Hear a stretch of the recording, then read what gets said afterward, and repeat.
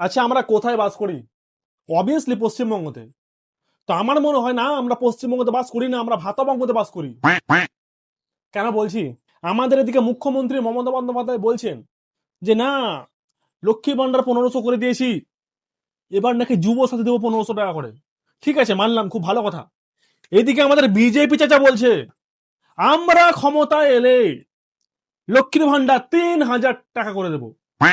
খুব ভালো কথা। দেখ, এদিকে আবার আমাদের হুমায়ুন কবির চাচা, সেও বলছে আমরা ক্ষমতায় এলে ওইসব লক্ষ্মী ভান্ডার ফক্কি ভান্ডার নাম রাখবো না, অলৌকিক কিছু নাম রাখবো। তো আমার বক্তব্য হচ্ছে এইটুকুই, যে তোমরা কাজ করো না, তোমরা সবাই মিলে এসে নিলামে উঠো।